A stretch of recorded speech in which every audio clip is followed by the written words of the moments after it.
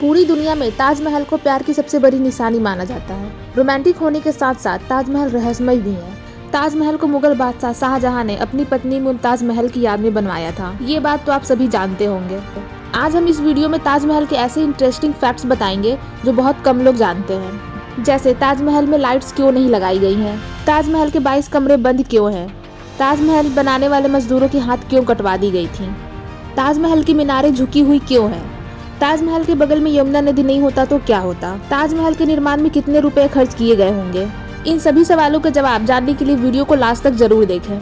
ताजमहल में लाइट नहीं होने के मुख्य 2 कारण हैं। पहला कारण यह है कि ताजमहल सफेद संगमरमर का बना हुआ है। ताजमहल में लाइट लगाने से सफेद संगमरमर लाइट को अधिक रिफ्लेक्ट करेगा। इस वजह से ताजमहल अधिक चमकीला दिखाई देगा। ताजमहल के अंदर और बाहर लाइट लगाने से बाहर के कीट पतंगे लाइट की तरफ आकर्षित होंगे और ताजमहल की दीवारों को गंदा करेंगे।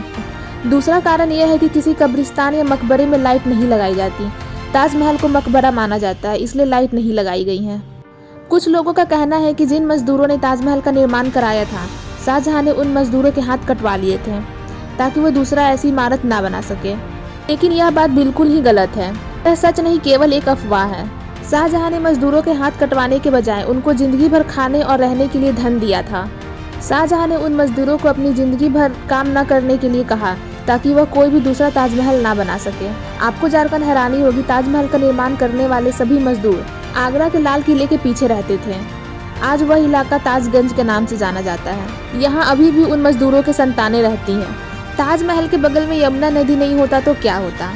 ताजमहल का आधार एक लकड़ी पर बना है जिसे मजबूत रहने के लिए नमी की जरूरत होती है, इसलिए ताजमहल के बगल में यमुना नदी है।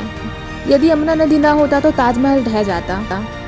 ताजमहल की चारों ओर की मीनारें एक दूसरे की ओर झुकी हुई हैं ताकि भूकंप या बिजली गिरने की स्थिति में मुख्य भवन को गिरने से बचाया जा सके। ताजमहल में 22 ऐसे कमरे हैं जिसे बंद रखा गया है, जिनमें प्रवेश करने की अनुमति किसी को भी नहीं है। ऐसा इसलिए है क्योंकि कमरे मार्बल के बने हैं और कार्बन डाइऑक्साइड के अत्यधिक संपर्क में ये कैल्शियम कार्बोनेट में बदल सकता है, जिसकी वजह से इसे बंद रखा गया है। इसकी वजह से ताजमहल के आसपास की मीनारें ढह भी सकती है। एक थ्योरी यह भी है कि मुमताज उन्हीं कमरों में से एक में दफन है। ताजमहल के निर्माण में कितने रुपए खर्च किए गए होंगे। ऐसा माना जाता है कि इस सफेद मकबरे के निर्माण को पूरा करने में लगभग 32 मिलियन रुपए खर्च किए गए थे। आज के समय में ताजमहल के निर्माण की लागत लगभग 70 बिलियन रुपए होगी।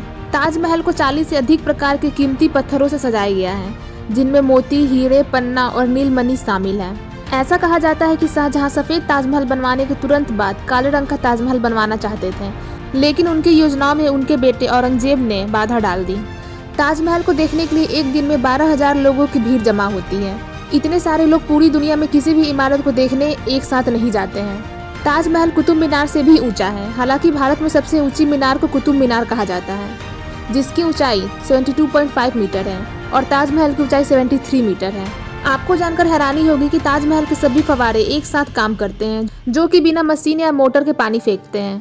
ताजमहल के रंग दिन के अलग अलग समय के अनुसार अलग अलग होता है। यह सुबह में गुलाबी और शाम को सफेद और चांदनी रात में सुनहरा दिखाई देता है।